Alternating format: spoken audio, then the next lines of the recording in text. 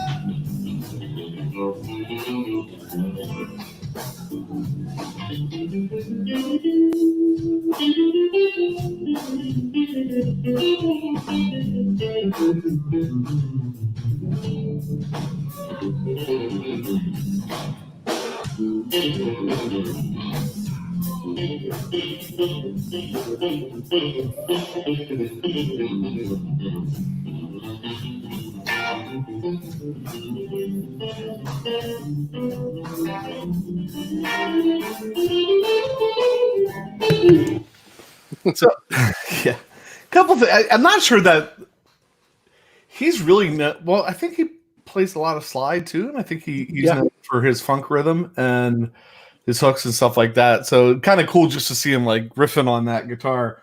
I love when you're watching somebody like that riff, and then you got somebody like Josh Smith. Which, just side note, how often does Josh Smith show up in the videos with the guys that we want to feature? Right. Sitting there kind of like doing that. You've had those moments where you're on stage with somebody and you're just like, what was that? Yeah, Josh Smith is quickly becoming the Kevin Bacon of our clips. 6 degrees of separation from Josh Smith. Right. Yeah, along that line, I'm like, I think for the first time ever, I can play what Josh Smith was playing during a jam. That, and I think Brody recently told me, I think he had a baritone Strat, baritone Telly, and he just recently sold it. Now he's probably going to want to try to get it back after watching this. I have never played a baritone guitar, but I really have. It's been piquing my interest lately. Right. That did not help. Right. So yeah, it won't help you either if you go and subscribe to Mark Lettieri's YouTube channel, because there's probably about 8 or 9 videos that are him doing grooves on a baritone. Has a totally. That's pretty cool. Yeah, I just wonder where they are, because, and it's like Brian Lander said, howdy to the whole Hee Haw gang. Well, speaking of Hee Haw, it's like a very mini Pearl move there to have the tag still hanging from whatever he's playing there. So who knows what the context of that particular clip was, but so. Right. Of course, there's a 2-Rock in the background, so yeah, right. They're not like just Morgan sitting behind Josh Smith, the 2-Rock in the back, and I can't tell what that other one is, but Andy Timmons usually playing Mesa stuff, but probably not just grabbing amps off the shelf at Guitar Center. Right. So that's not Fender Rumble in the back there.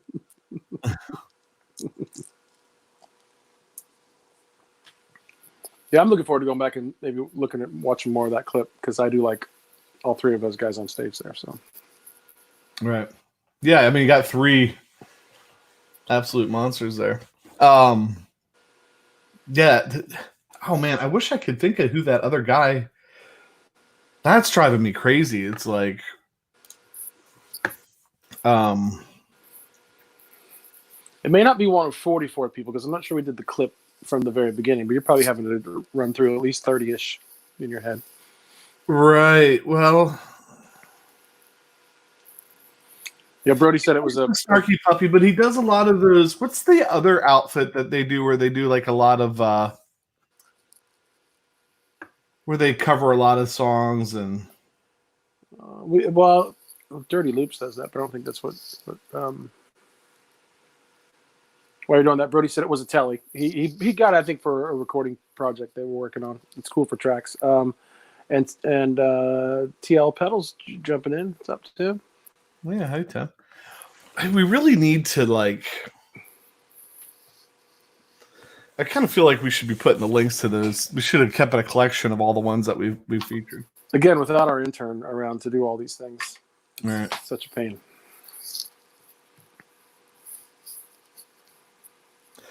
Oh, we have that cool picture that Tim sent us. I wonder if we should sit on it.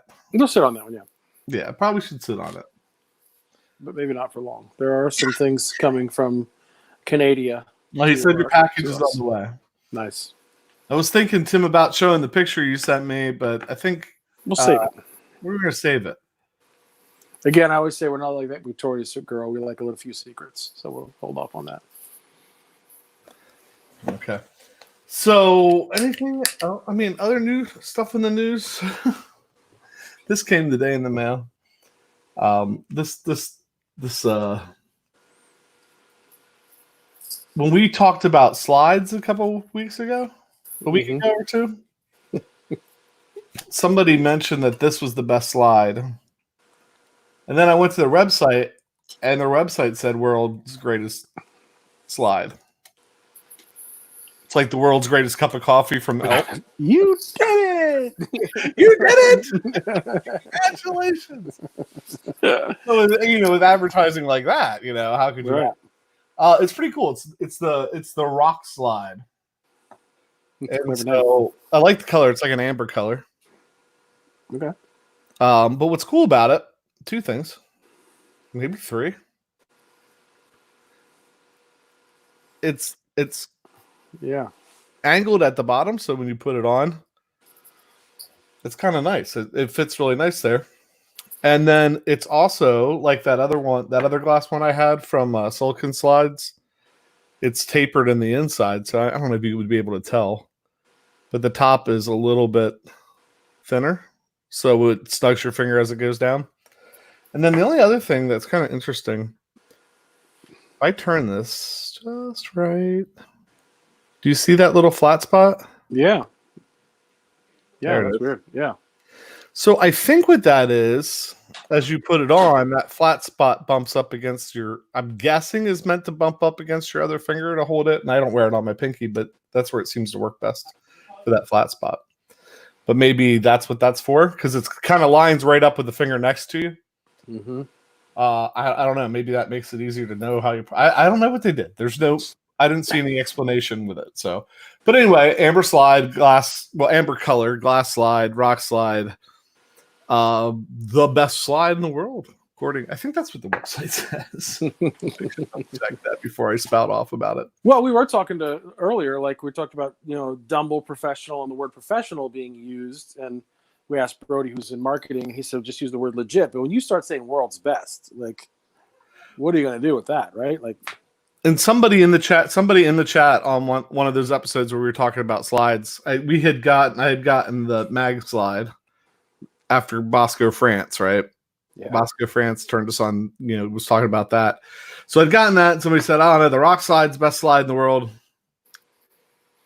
Doesn't say it on the packaging. But pro tip, tip. If you go to Rock Slide's website, you can order it, but the shipping is like the flat rate shipping they charge is huge. But this was, Sweetwater free shipping, so you can save a lot of money that way. So anyway, Rock Slide, in my little stay-at-home orders, it's like I don't know. I'm going through. Trying out different slides. Not that I mean right. A semi-accomplished slide player, but it's a cheap fix. All right. So anything happening down here in the chat while we're talking about that? Well, there was a question that I don't know if I saw the answer. I apologize. Brian Landreth, I think, was asking David Barber something about not having an amp on standby when you turn it on. Sorry. I think he was talking about using the power switch on your power strip instead of the amp. Okay. But I didn't see the official answer to that either. Dave, does it hurt an amp to leave the power switch on and use the power switch on a power strip to turn it on? And Pat's hoping that because he does that with his. I do. Yeah, I mean it turns on with the standby switch on, but yeah, I always I turn it on with the power switch. I go over and turn it off because on weeks that you don't play, I look over and see your amp burning tubes for the entire rehearsal service, for 3 hours for no reason. Then I go over and I switch his amp off because just like to warm them up. That's all. Make sure they're warm the next week. Sorry, this is why we need a moderator. Cool. Anyway, that's the question. Standby is a lie. Yeah, yeah. So Brian says, I'm going with Dave Friedman and Bruce Egnator's opinion on standby. It's only there not to have to answer emails about why it's not there. Oh, really? I think I've heard that as well. Maybe on our chat, the source of all information. David Barber says standby is for entertainment purposes. So I've always thought that you were supposed to flip the amp on, let it warm up for a couple minutes before you flip standby. But I've never really followed that rule. Right. We're like Ron Burgundy. We just do what's on the teleprompter. That's what everyone said always do. So that's three. I never let it warm up as long as I've been told you're supposed to. So that's three industry giants: Dave Friedman, Bruce Egnator, and David Barber. Barber says the mini guitar players sound better on standby. Well, and then there's that. That's right. And then there's that. We should have David Barber just do a stand-up show for us someday. He's probably like me. He's better at commenting on things. The thing we were talking about last week, Dave. What was that? His idea for. Oh yeah. Well, we did have a holdover question from when we interviewed Tim from TL Pedals, and we were asking him different things. The question you had was to David Barber, who wasn't on, or if he was lurking way in the shadows that day. What was your direct drive modeled after, right? Like, what was the... That wasn't the day Tim was here. That was later, because we were talking about the King of Tone pedals, because we had the King of Tone out for a minute. Remember, it's still sitting on my desk. We had the King of Tone out, which I believe, maybe Dave can help us on that would be modeled after a Marshall Blues Breaker kind of circuit, maybe. And so we were wondering what the direct drive was modeled after, if that's more what that is, kind of, if it is anything. Hobo Roadie checking in with a zinger. That flat spot was a chip repair, like on a windshield, on your flood. Right? Who said that? Hobo Roadie. Yeah, when I first pulled it out, I thought it was broken. So maybe they fooled me. They sent me a broken one. And I think it's a unique position finder or something. Well, it saved you your $250 deductible on your car insurance, fixing the chip that way.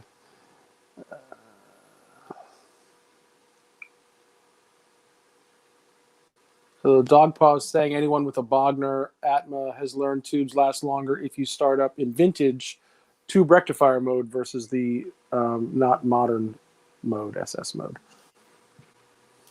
So would the standby switch qualify as one of the myths that we were talking about with Ava? Right.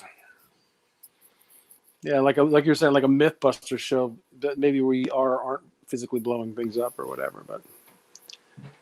Okay, so the direct drive is an op-amp based circuit, not based on anything. Keep schematic on site to avoid confusion for people who think it's closely related to another drive.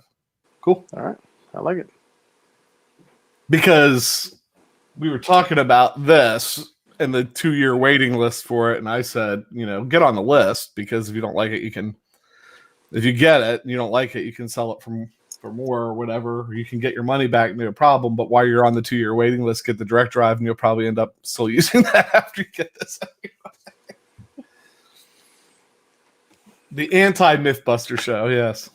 Yeah, and I can make up as many myths as possible based out of pure ignorance. I could be like, I always thought. We can give them music lyrics, right? Like, excuse me while I kiss this guy. We can go all out with David Barber.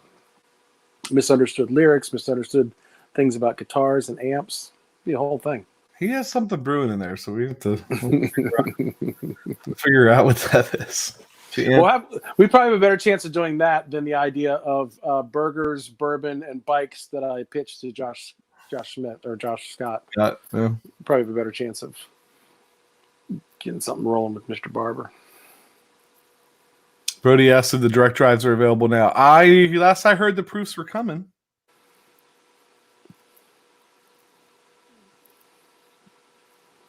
I heard the proofs were coming. So you want to do pedal of the day, Pat? Yeah, talking about all these wonderful high-end drive pedals, I'm going to go the opposite direction. Right. We've and not all the way to the Behringer, which that could be another time. But we've featured my like kind of mini travel board situation, and I have things from the Moore Spark series, and we showed the tremolo from that. But today I just pulled the overdrive off there, and again, obviously a very small footprint, but again for me, it lights up. So it has volume, tone, and drive. Again, I think I've commented on these pedals before. When you're looking down on it, the adjustments are sort of a little bit on the blind because there's not necessarily. Maybe there are. If there's notches in the pedal in the knob, there are indicators on the knobs, but they're really hard to see. But I liked it when I was building the board because Moore makes this like coupler like this that you can't get these pedals any closer together than that, right? So the next pedal, which is Velcroed over there, I pull it off, literally touches the next pedal. So I have a distortion one of these, and I have this, and I have the tremolo. So the footprint of all three of them is about that big on your board. Now you do have to wear we referred to Buddy the Elf earlier, probably the Buddy the Elf shoes to turn on the right pedal because that makes the switches about that far apart from each other. But I thought it was really cool trying to build a mini board to have three pedals take up the real estate of 1.5. I do like it. So I have that distortion and the tone bakery on there. So I have several drive options, but I thought for the money, because you can get these, I got most of these like pretty much brand new at some crazy price, maybe like $40 a pop. I found somebody who was blowing them out. So I like them. They work, especially for a travel board. Yeah, I mean they're interesting.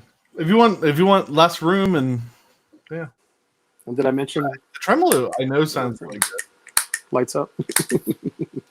It's white and not blue, but baby steps. So that's pedal of the day-ish.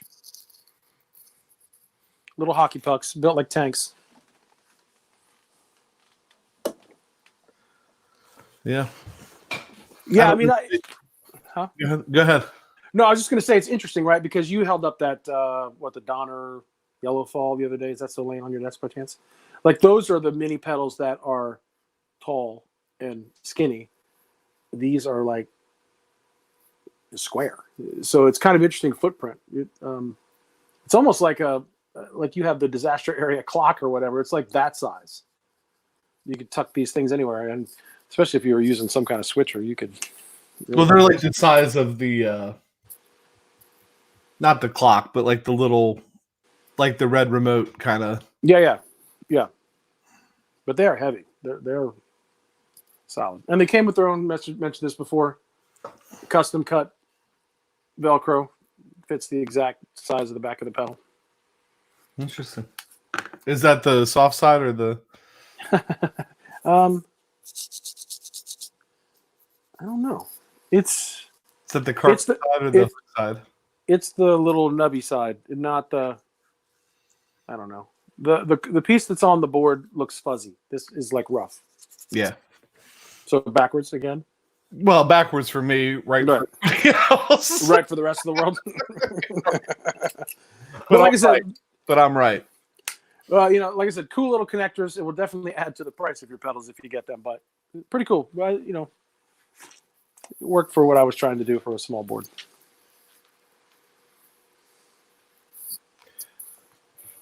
And Brody said that if you had a nickel for every time he pulled up Tim's Klon to read about it. He'd have $2.35, which is funny because then I think Brody said to us that he keeps looking at that. Mm-hmm. I said to Dave, I don't know if you saw it in the chat, but he said he had the proof pictures. And if he sends them to me, I can probably pull them up into the stream for him. Right. That'd be cool. Are we still doing guitars? While we still can, sure. Still. We're now back to not only can I not remember artists, some days we can't remember if we've shown a guitar on the stream, and if we did, was it a quick drive-by or was it a true quote guitar of the day? But we got one for you. I like we like guitars with stories. So we showed you the teal green Strat the other day, the American Deluxe, that my wife hates. And like the one time she's jumped into the live chat is when we were showing that guitar, which she popped in and said something about, and then second this was over, I go upstairs and of course she's like, "You showed that awful guitar." So I had this moment of wanting two things kind of converged. One, I wanted to take the Strat, and she's like, I don't know, I don't get it. Whatever, if it's an excuse to buy a guitar, live with it. Where she doesn't want me to take the Strat. And I get it. Many of you are probably like, well, my wife told me I couldn't take my guitar. I would take it anyway. Well, good. I've done it. Whatever. Good for you. But, if my wife is saying, don't play that one, I don't like it. I looked at that as, well, then I need to get one I can. Right? So. You know our tagline, and it was our tagline before it was actually our tagline. It was just a lifestyle. Okay. So, like, could I have sold the other one to get it? Okay, yeah, maybe, whatever. You couldn't sell that ugly thing. Who'd want to buy it, Brian Landris? Right. Can you call me whipped for not taking the guitar because my wife doesn't like the color? Fine. But, you're out there looking for an excuse to buy a new guitar, maybe, and she gave me a perfect one. So I started looking for another guitar, and I got into this idea of, like, kind of vintagey. That's where the telly, the hot rod telly with that, what's it called? Seymour Duncan? Yeah, the one with the Seymour Duncan, but what's that color? Butterscotch. Yeah. Yeah, like the vintage butterscotch telly with the black single ply pickguard. Classic colors. So I started looking for a Strat. For some reason, kind of white, off-white, that kind of vintagey look. And this popped up on Craigslist. So this will be the guitar of the day. We might have had this on before. This is a American Standard. It's a 2014. So American Standard 2014. All right. I'll do it before Pat tells me to. Headstock, and I don't know if we can get it where you can tell. Has the tuners that the E and the A are a little bit taller than the rest of them. Yeah. All right. No locking tuners on the back. Made in USA. Has the anniversary 60th anniversary thing on the back there. All right, there's going to be questions here about this guitar because maybe you know some things I don't know. All right, so one of the things rosewood board. I never had a Strat or a Telly with a rosewood board on it. Everything was always maple. So I was like, I want something with rosewood. This showed up on Craigslist. Guess. Let's play a game. It's been a while since I got it. What do you think the price on that would be? And I did look it up. Let me look it up real quick while people are guessing. If anybody cares. Craigslist. What would you guess? I've probably heard before, but I honestly don't remember. I have two numbers in my head. One's ridiculous. Actually, I did not look this up. Tim said 900. Okay. Is that Canadian or American, Tim? he'll wait until you tell him the actual price. American, isn't it? Whether it needs to go up or down, he'll tell you when you say it. Okay, Barbara's given the $300 to $1,200 range. $300 to $1,200. David Barber in the Price is Right yodeling game. That's too big. Like it would have to be like this as it moves up. That range is too big. I was going to say $750. and I probably have insider baseball, but I really don't even remember. Pete Hickson saying in Australia about $2K, so you might want to figure out how much it costs to ship down there and sell that immediately. Right. Brody's went for $1 because he wants to go that everybody else overbid. I'm trying to find. I was going to show that Takamine acoustic, right? And I looked up the price on that, and now I'm getting confused. I think I'm not finding an old email for Craigslist on that.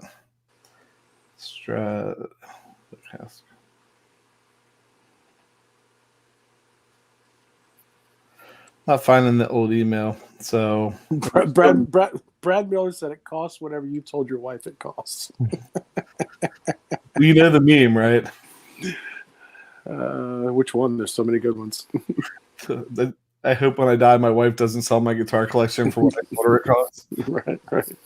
For the benefit of your children and grandchildren, I hope that's not true. Brody's saying between $750 and $850. Yeah, I think it was $6. That was the other number I was going to say. I could say it easily now, but I think it was $6. I think I paid $600 for it on Craigslist. I had to drive about an hour and a half to get it. Super clean. I got it. I was like, I walked in and I was looking for what was wrong with it. You know what I mean? Like, there's got to be something wrong. I think I picked it up and drove straight. It was in Maryland. I drove straight down to Chris's place. We put like another spring on the vibrato, or moved the springs on the vibrato, I think. And I think maybe did just a quick neck tweak on it. It was cheap enough that he offered to give me what I paid for it on the spot. You know, right. Stop. So David. Yeah. David wants to know if those are Fat 50s and pickups in that Strat. Do you know? I don't know. It's a 2000. What did I say? 2014. 2014 American Strat. 60th anniversary. Yeah, because I think that I think they might be, but I don't remember. So what is this? And I think Pat and I were talking about this the other day. On the tone knob, the last tone knob here. So is that the bridge tone knob? If you roll it all the way up, it almost like clicks in. And so then to start to roll it back, there's like a little notch there to get out of that. And weren't we trying to figure out what that does? Yeah. Does that take the tone knob all the way out of the circuit, or is there something? I don't know what that does. I really don't. I have no idea. So if you came for information, I can get it, because I don't know. Yeah. Kevin O'Connor from London Power. I don't know. Well, there was some discussion going back and forth about that. I think that was related to the standby situation. I think. Okay.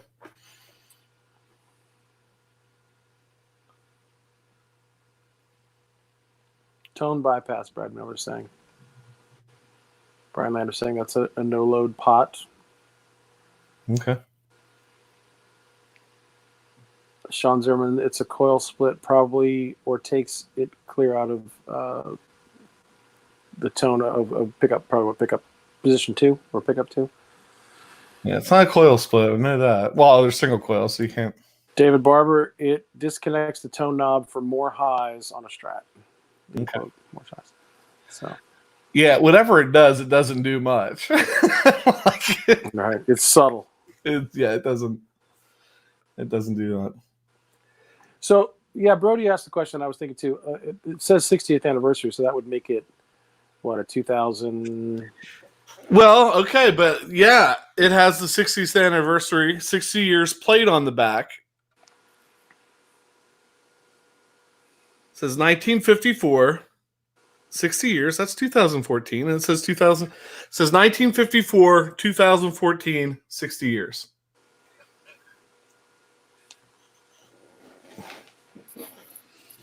Somebody explain that. Right. Oh, he said that is 2014. Yeah, it is 2014. Okay, I thought you said that's not. I'm like, oh. Right. We're doing math. I'm not going to argue with Brody, especially about Strat. Listen, we're on episode 44 of 19 Conversations, so I think people assume there's some suspect math between the two of us, and that would be me. My dad was a dual math and physics major and left me with nothing but the kiddie pool of the gene pool. So if I have to get to 11, I have to take a shoe off to count. So Brad says should have the same logo on the case. I'm not sure about that. I was going to ask you about the case. I think mine again carried it down, took it out of the case, put the case under the thing. The case is like, if I remember correctly, is like a flight case. Yeah, that's what mine is like, right? I have that American Deluxe that we talked about, the Sunburst. It has that same case, like a TSA 100 or something like that. Yeah, that's a full rectangle. It's not the neck shape like some of the ones for the telly. Yeah. It's a massive case. Yeah. But I mean, it could be original, might not be. You guys need a professional comment reader. You both go to Transpace. I could get like this.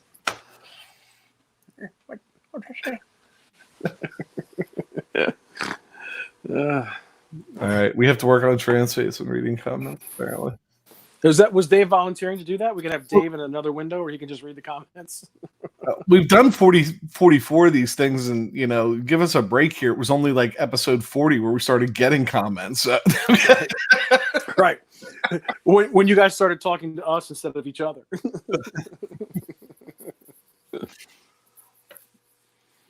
Yeah, we need lots of help in lots of areas. That's one of them. Right. I do like that color though. Come on. Is it like an Olympic white? I think it's Olympic white. Yeah, like the Hendrix. I don't know. I like in those classic.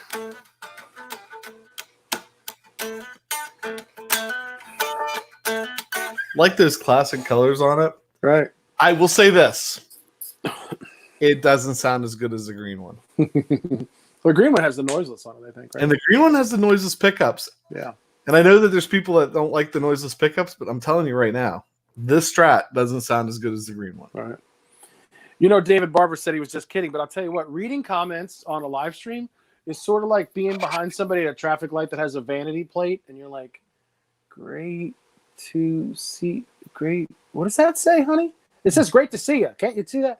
So it's like, that'll be my quote of the day. The comments in a live stream are like a vanity plate. Good luck. Okay, so Brody says that 2006 and 2014 are both 60th anniversary because one is for Fender and one is for the Strat itself. That makes some sense. You have to put dollars in that one. I don't know. Like, would you put expensive pickups in a real Strat?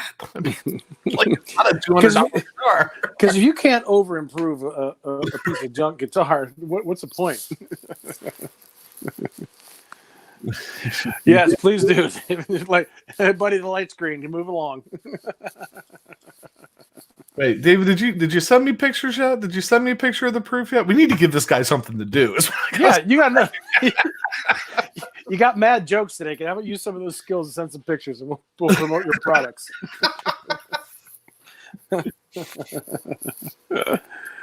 Oh my God. Brad Miller said, reading comments is especially not easy by yourself. Brad, I give it up to you, man. I know you've been doing some live streams. If you guys haven't checked out Brad's channel, he's been doing some vlogs and some live streams and stuff like that. You should go do that. And he's like, I look at these guys like Hack and Brad and stuff that do these shows by themselves and interview guests by themselves and stuff.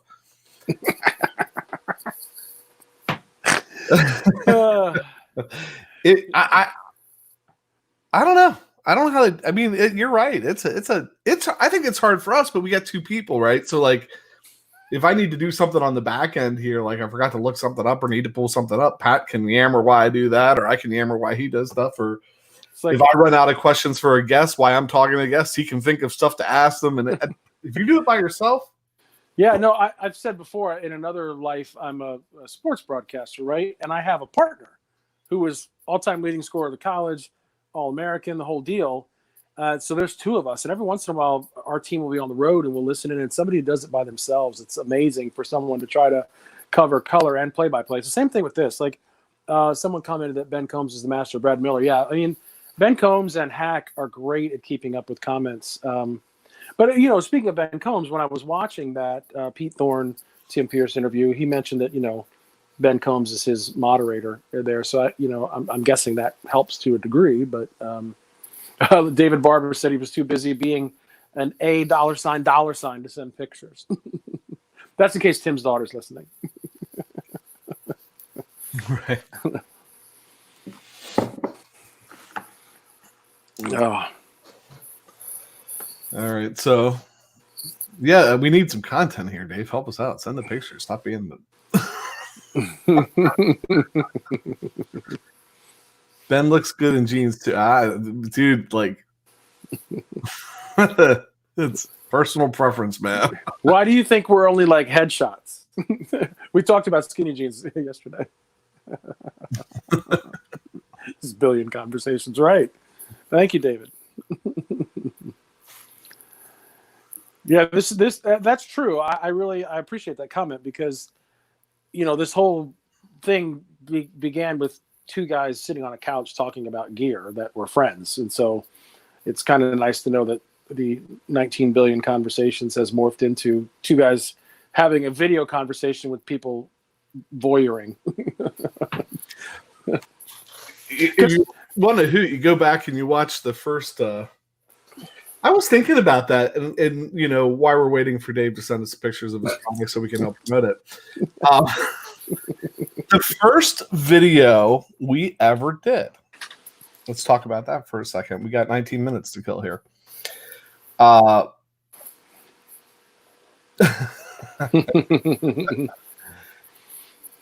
If the first video we ever did was called Two Pedals and a Guitar or something. Like, this is how it starts. Like, we're gonna do this YouTube thing. We start talking about it. What are we gonna do? Why are we doing it? Well, I don't know, for fun. Like, it was just kind of like this thing. Are we actually gonna do it? And then we're finally like, all right, tonight we're recording the first video. And it was, it was kind of not that we have great equipment now, but what we have now compared to what we had then. I mean, we were scrounging stuff together to do it. We had our iPhone standing on something to record the pedal board or whatever. Mm-hmm. I said, well, let's just do this. We'll do two pedals and a guitar challenge or whatever. Grab two pedals and the guitar. Like, if you had to go to a gig and all you could take was two pedals and a guitar, what would you take? Right. And you didn't know what the back line would be. You didn't know anything. Right. So for me, it was the Barber Electronics Direct Drive and the Boss DM2, the first two pedals that I put on the show. And I think for you, you didn't have your spread the pedal. And I was like, don't waste time running out to grab stuff off your pedal board. Just grab something. And you had I think I had my OCD. I think it was my OCD, but I did come up with my original Tube Screamer 808, but we didn't have the right adapter for the one spot. So I thought I used the OCD. I think you used the OCD, and then for your delay pedal, did I have the Love Pedal EPH3 at that point? Or no, I think maybe you used one of the TC Electronics ones we got. Oh yeah. Is that what you used? Oh, that sounds right. And then we had the Earthquaker Devices. That's the bonus pedal. Right. The Dispatch Master we put as the bonus pedal. Like, if you really, I might take that because it had the reverb on it too. So yeah, I mean, that was interesting. That those were, I don't know. It's been over a year. We've had a lot of pedals come through. Probably my pick would be the same. Those two pedals. So, I mean, that's something we could ask in the chat, Yeah, Hack answered right away. Les Paul LPD 87 and a Hall of Fame reverb. Right. Now, Hack's not being totally honest because he probably would take his Line 6 H's off now because he can get. But that's just cheating. Right. Oh, look at you. Yeah, so David Barber said he sent them over. Jason's going to bring them up. And I'm not sure how many topics we want to get going at once, but Brody mentioned, that he did get to play a real Klon and then the J Rocket Archer, and was wondering what guys thought of those. Yeah, I figured you might have had an opportunity to play a real Klon.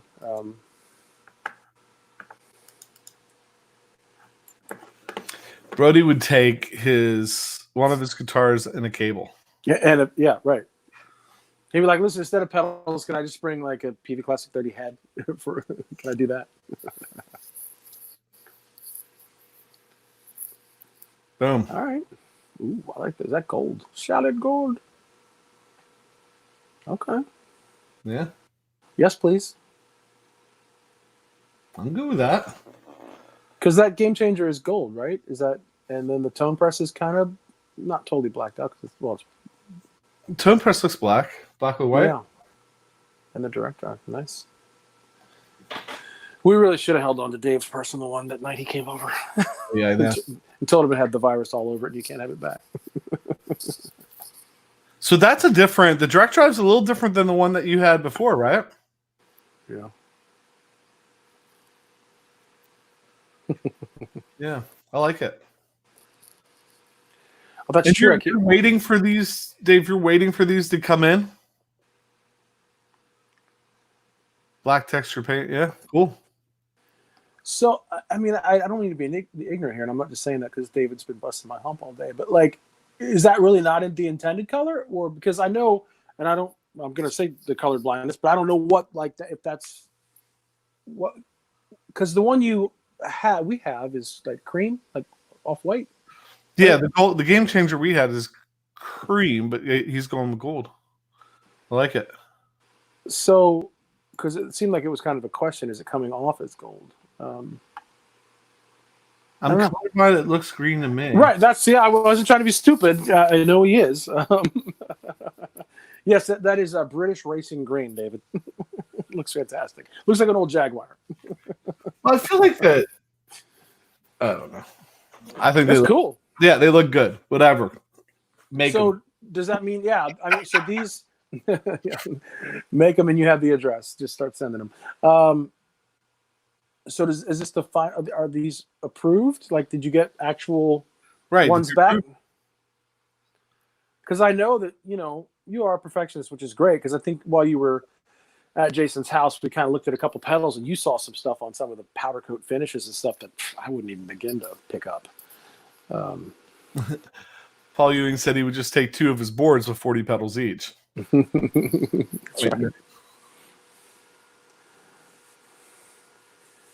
right. Brody said probably one of his. I gotta go back. Sorry, Eric Clapton guitars.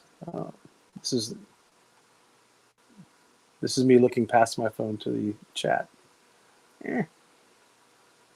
Let it out. We are still making changes. Okay. These are not final versions. Nobody screenshot this. First proof. Oh gosh. So you can take that proof number 1, make that serial number 000-COVID-19 and build that for me, right? Brody said an Eric Clapton Strat and the LH and RH pedals. LH and RH? He has like 4 pedals. You have to be able to figure out what he's talking about. I know. I'm trying. I don't know. This is the danger of reading comments. You're starting to look like what did he call it? Like your parents when they first got a webcam? Is that what you mean? Make Jason one of each in his strap blue color.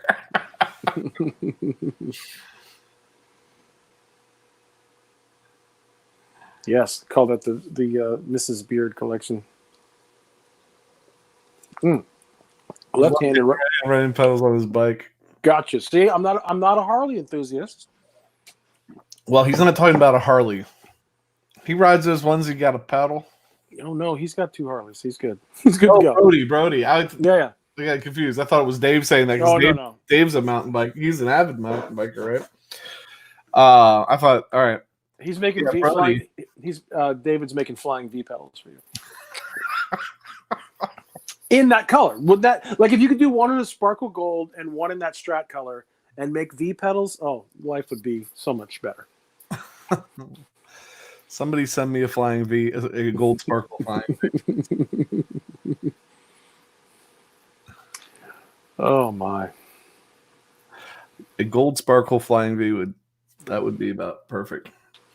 You know what guitar like has really So we've talked about, we've reached out to some people and didn't get yeses back, but didn't get no's back.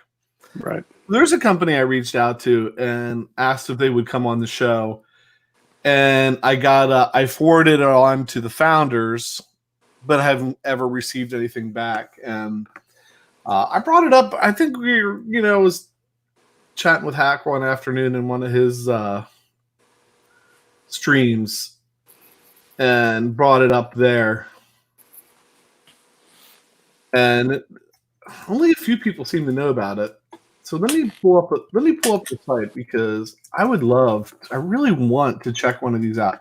And I know Ryan Fowler's Maryland, Ryan Fowler's Guitar Experience, they had one of these guitars at some point. They got them on 20% discount now on all available stock and 15% off private builds. The private builds are way out of my league at this point, and even the non-private builds. So is anybody familiar with B&G guitars? Anybody ever had a chance to play them?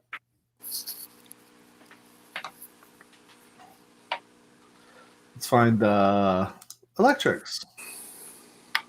So I go right to the Crossroads series because they're in a more accessible price range at $1,000. $1,500 normally. They're on sale to $1,199. I just think that there's something so interesting about them.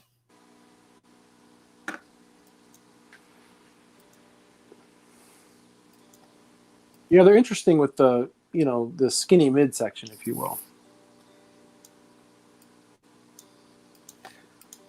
And I like the does it show the headstock on them?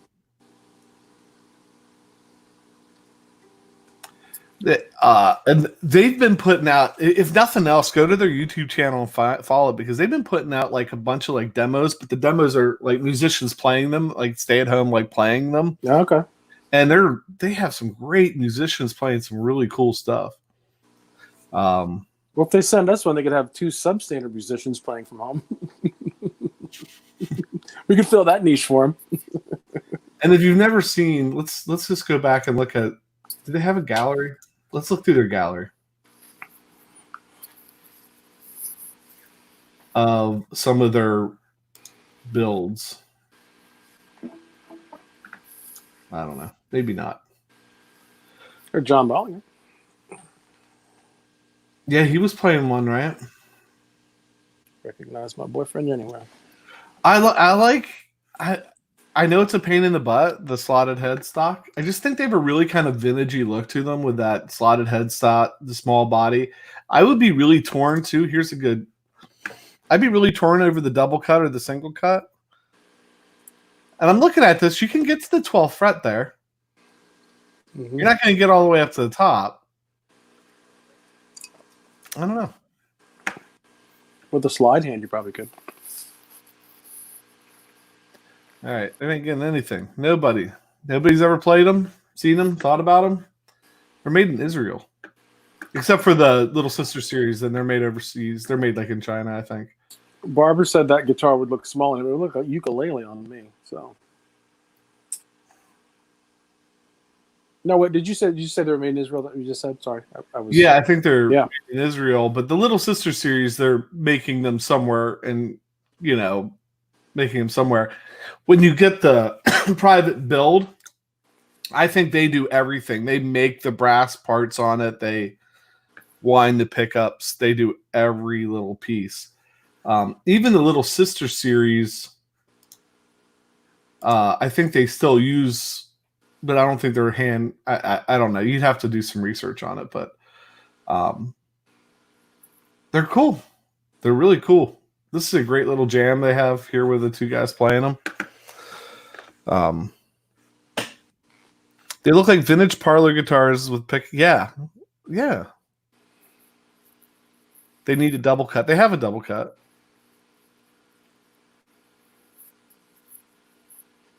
I just don't know. I mean, I would be tempted to go with a single cut. Look at that.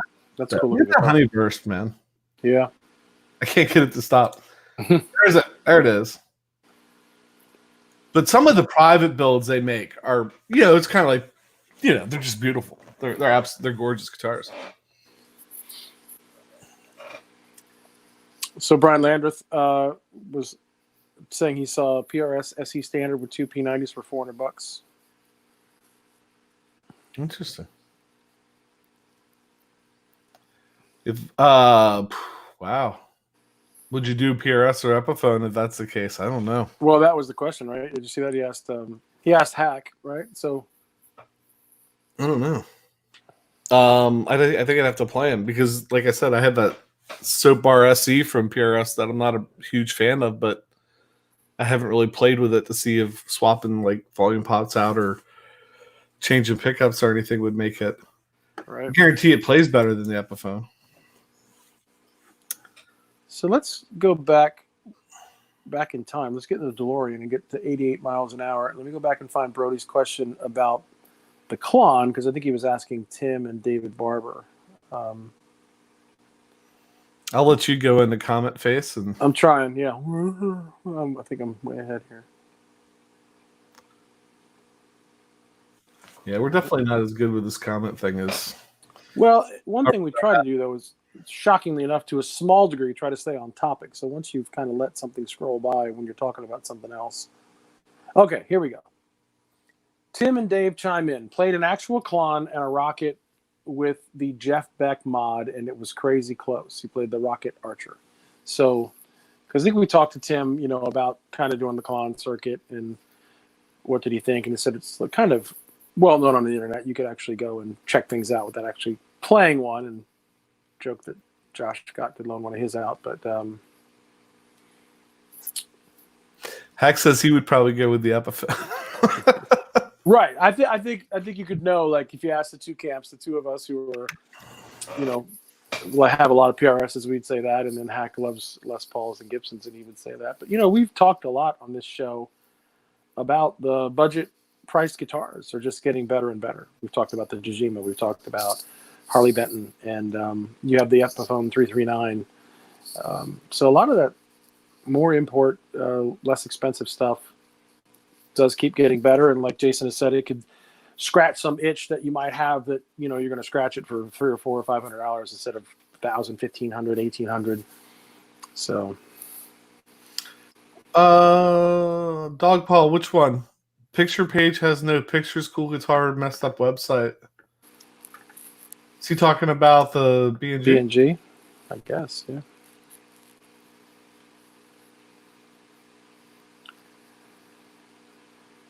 Weird, because I clicked on gallery a while ago and a whole bunch of pictures popped up. Now I'm clicking on gallery and nothing's popped up.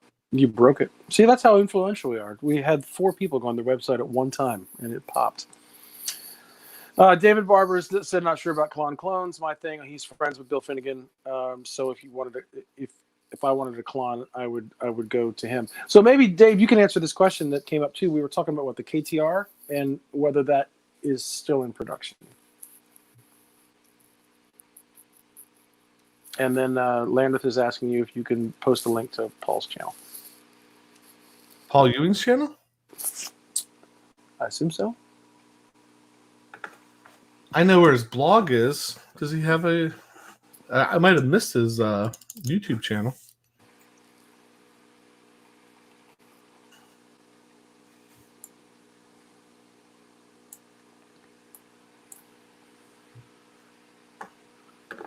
So, Brian, are you answering the question about the KTR when you said yes? Well, so David's saying it goes in and out of production, the KTR. Mm-hmm.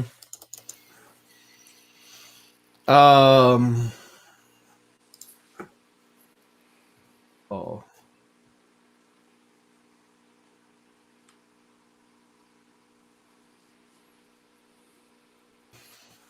This is what I've been looking at for Paul.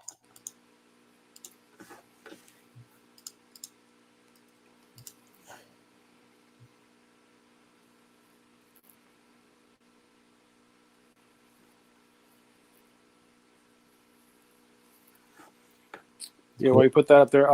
Paul Ewing said if he wanted a clone, he would get Tim's silver one, which those were cool looking.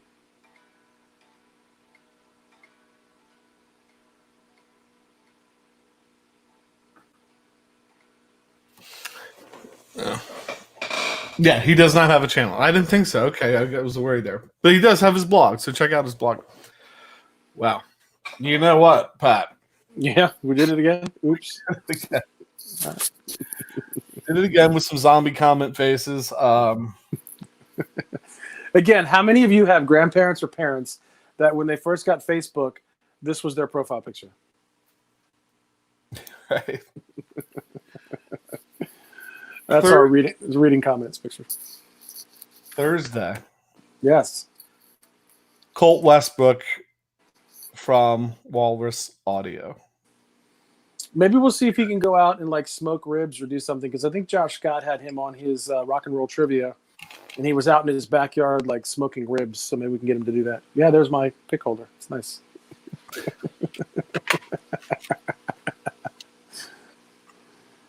That's Jason's pick holder right there. I don't know. I'm going to count, see which one has better picks in it before I give you one. It's not about the... Yeah. So the Thursday, if all goes well, he's agreed. Yes. Thursday we'll see Colt on here. Thursday, a couple other things that I've been talking, hoping about that have happened. So we'll see what happens. But that's the only one that's definitely like, Thursday that should happen. Yeah.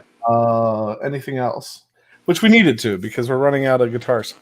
Yeah, that's right. Because when we're just people on now. Yeah. Sometime this week, hopefully. I don't know what the shipping is going to be like from Canada. I know somebody sent me something from California, and it took like 2.5 weeks to get here. So hopefully, Tim, that it had to be lost. It was like, hey, we've picked up your package. They'll be there Friday. Friday came, was like, it's running late. It's moving through our system. And then for 2 weeks, it was moving through their system, and all of a sudden it showed up. Right. Let's hope that doesn't happen. So hopefully sometime this week we'll see something from Canada, which I'm real excited about. So I think with that, if you're lurking and we don't know who you are, please subscribe and say hi next time. And I think with that, Pat. Yep. Yeah, thanks for everybody who joined in and for the conversation and the keep my reading sharp. I'm gonna hopefully get hooked on phonics. My hooked on phonics is stuck in tracking as well. There's Jason representing the Canada. So with that, I'm PJ on behalf of the Beard, reminding you, no matter what you hear, you never have too much gear.